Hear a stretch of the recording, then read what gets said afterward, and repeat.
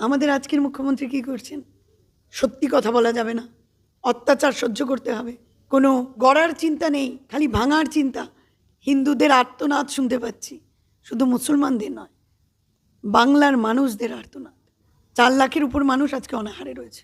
যা যা প্রতিশ্রুতি দিয়ে এসছেন প্রায় সবই তো রেখেছেন। 450 টাকা গ্যাসের দাম হয়েছে, আমরা দেখেছি যে হকার উচ্ছেদ হয়নি, হিন্দুরা খতরা থেকে বেঁচে গেছে।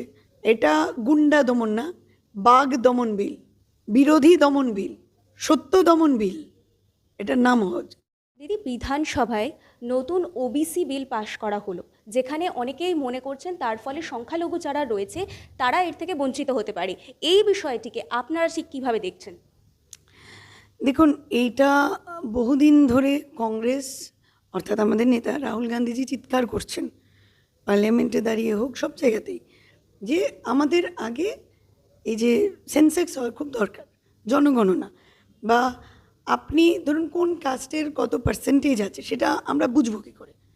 যতক্ষণ না কি জাতি গণনা বলুন বা জনগণনা বলুন, এটা যতক্ষণ না হচ্ছে ততক্ষণ আমার দেশে মাইনরিটি বা এই যে ওবিসি বলছেন, ওবিসি মানে ভক্তরা ভেবে নিয়েছে শুধু মুসলমান মানে মুসলমান ভাই বোনরা যারা রয়েছে ধর্মের মানুষজনদের ভাবছেন, কিন্তু ওবিসি মানে তো আদার ব্যাকওয়ার্ড ক্লাসেস।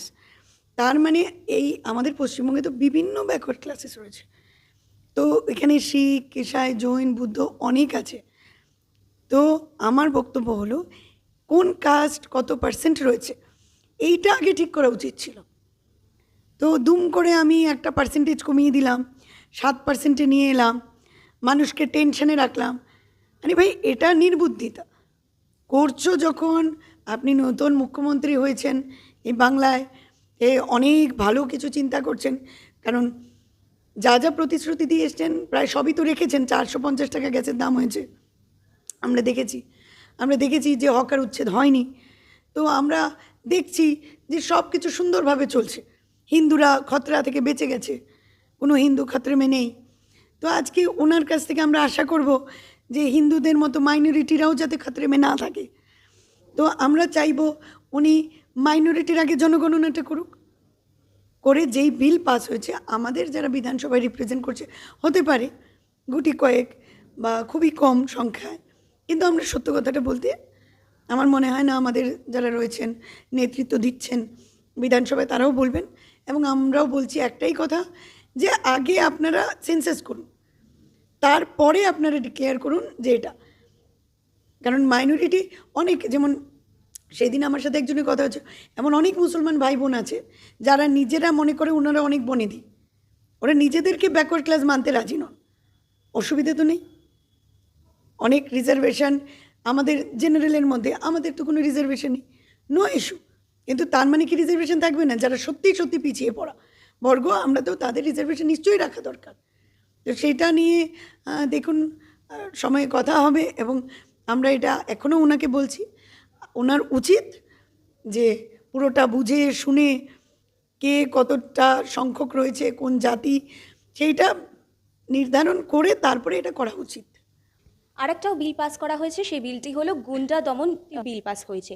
সেইখানে বলা হয়েছে যে যারা অভিযুক্তরা রয়েছে তাদেরকে বিনা বিচারে 1 বছর আটকে রাখা হবে। তা এটা চাপানো হচ্ছে, এটা মানে ক্ষমতা, ওই যে আমি এতদিন বলতাম অশিক্ষা ক্ষমতার উৎস, তো ঠিক একইভাবে ক্ষমতা দেখানো হচ্ছে।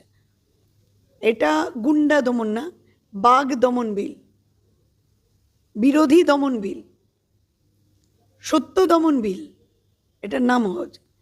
কারণ আপনি সত্য কথা বলতে পারবেন না।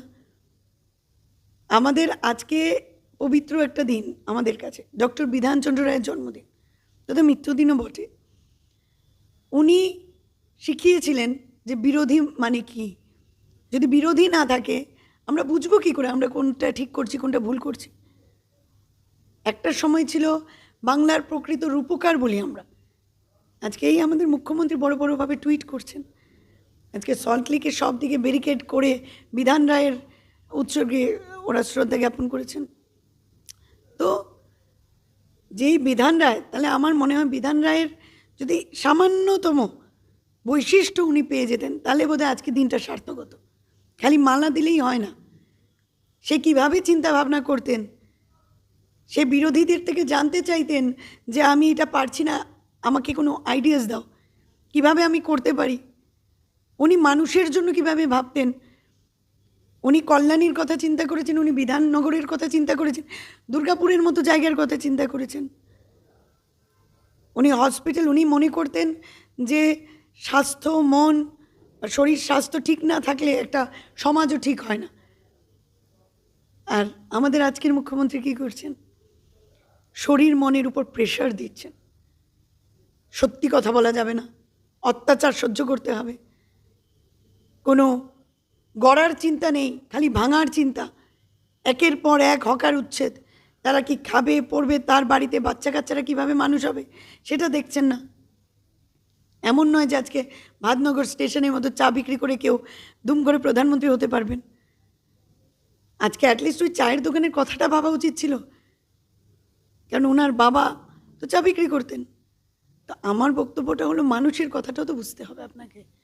তো গুন্ডা দমন আইন, সেটা নিয়ে আমরা রাস্তায় রয়েছি, কারণ আমরা মহাত্মা গান্ধীর আদর্শে আমরা বিশ্বাস করি। উনি বলেছিলেন প্রথম জেল ভরো, জেল কম পড়ে যাবে আমাদের ভরতে ভরতে। ভয়কে জয় করতে হবে, ওরা ভয়টা দেখাচ্ছে। সত্য কথা বলা যাবে না, কতজনকে জেলে নেবে? আমরা সত্য কথা বলবো না?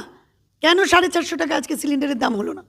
কেন একদিন উনিই বলেছিলেন মিথ্যে কথা যে হকার যদি ওই দোকান তুলতে আসে বুলডোজারের সামনে আমি শুয়ে পড়বো? বলেননি?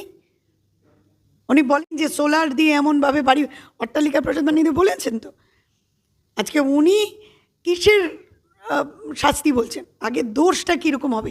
কি যে আমি নারদা থেকে টাকা তোলার দোষী মানব, নাকি সারদাকাণ্ডে অভিযুক্তদের দোষী মানব, নাকি ফেসবুকে ওই ব্লগারদেরকে তুলে নিয়ে যাচ্ছে দেখবেন, নাকি ফলস অ্যালিগেশন দিয়েদেরকে, নাকি যারা ডিম ছুটছে তাদের, নাকি যারা কোমরে দড়ি দিয়ে ঘোরাচ্ছে তাদের? কাদেরকে দোষী মানছে? নাকি আমি আজকে এই কথাগুলো বলছি, দুদিন বাদে আমাকে তুলে নিয়ে যাবে? এই তো, এইটা গুন্ডা দমন টেক্স হলে তার বিরুদ্ধে আমরা আছি। আমরা ওনাকে বলবো, উনি মুখ্যমন্ত্রী, আমরা কংগ্রেস এমন একটা দল যে সবাইকে শ্রেয় দিতে পছন্দ করে। আজকে ডক্টর বিধান রায় প্রথম বিরোধী কে ছিল, পরবর্তীতে সে মুখ্যমন্ত্রী হয়েছে। আমরা বিধান রায়ের কথাও মনে করি, আমরা পরবর্তী যারা যারা মুখ্যমন্ত্রী ছিলেন সবার কথা মনে রাখতে চাই, ওনার কথা মনে রাখতে চাই, কিন্তু ভালো দিকটা নিয়ে। আমি ওনাকে অনুরোধ করব, উনি সবারটা চিন্তা করে যাতে ভালোভাবে, কীভাবে মানুষের এরকম বাক স্বাধীনতায় হস্তক্ষেপ করে নয়, আমরা কি খাবো, আমরা কি পড়বো, এই স্বাধীনতাগুলোর উপর হস্তক্ষেপ করে নয়। বিরোধীরা রয়েছেন, বিরোধী তো উনি থাকতে দিচ্ছেন না, নূতন আর পুরনো করছেন, এ টিম বি টিম, কেউ বিজেপির এ টিম হয়ে কাজ করছে, কেউ বি টিম হয়ে কাজ করছে। তো আমার মনে হয় বিরোধীটা রাখলে বেটার হতো। তো নো ইস্যু, উনি জানেন যে উনি ওনার দল ভারী করছেন, কেউ নব্য বিজেপি, কেউ পুরনো বিজেপি, আরএসএসের সাথে নিজেদের মধ্যে নিজেদের লড়াই। তো এদের মধ্যে যুদ্ধ হচ্ছে আর উলু খাগড়াদের প্রাণ যাচ্ছে।